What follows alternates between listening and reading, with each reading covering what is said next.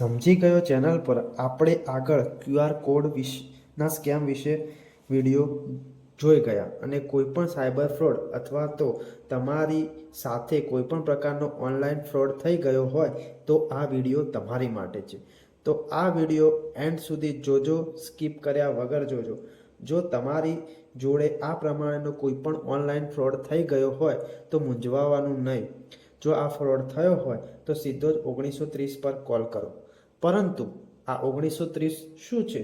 તો 1930 એ national cyber crime helpline number છે. આ હેલ્પલાઇન એ ઓનલાઈન ફ્રોડનો રિપોર્ટ કરવા માટે છે. આ હેલ્પલાઇન 24/7 સેવા આપે છે.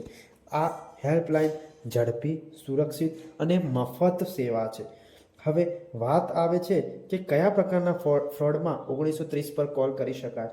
તો યુપીઆઈ ફ્રોડ અથવા તો payment application fraud, bank fraud, fake link scam, ખોટી લિંક પર ડાયરેક્ટ ક્લિક કરતાં એકાઉન્ટ ખાલી થઈ જવું, OTP fraud, ATM debit card અથવા નેટ બેન્કિંગ જેવા ફ્રોડમાં 1930 પર કોન્ટેક્ટ કરી શકાય છે.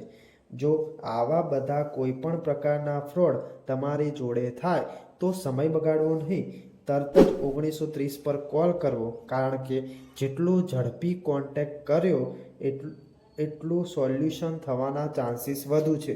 અને તરત જ તમારી બેંકને જાણ કરો. જે બેંકમાં ફ્રોડ થયો છે તેને તરત જ જાણ કરવી અને ફ્રોડ વધુ ન થાય તેનું ધ્યાન રાખો. જ્યારે આપણે 1930 પર કોલ કરીએ છીએ ત્યારે જે નંબર પર ફ્રોડ થયું છે તે નંબર, જે બેંક એકાઉન્ટ જોડે માં ફ્રોડ થયું છે તેની બધી વિગતો, ટ્રાન્ઝેક્શનની માહિતી, ફ્રોડ થયાનો સમય જેવી માહિતી તૈયાર રાખો.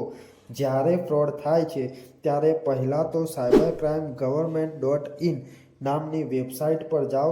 તરત જ ફ્રોડ થયાની બધી ડિટેલ ફોર્મમાં ભરો અને આ કમ્પ્લેન્ટને સબમિટ કરો. હવે કમ્પ્લેન્ટ કર્યા પછી તમારી આ પહેલી બધી માહિતીને ચેક કરવામાં આવે છે અને તેની તપાસ શરૂ કરવામાં આવે છે.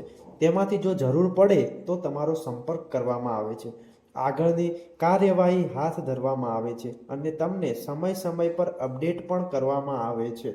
જો આ વિડીયો ગમ્યો હોય તો શેર કરો, લાઈક કરો અને અમારી સમજી ગયો ચેનલને સબસ્ક્રાઈબ કરો અને વધુમાં વધુ આ વિડીયોને શેર કરો અને આવા જ યુઝફુલ વિડીયો જોવા માટે અમને સબસ્ક્રાઈબ કરો.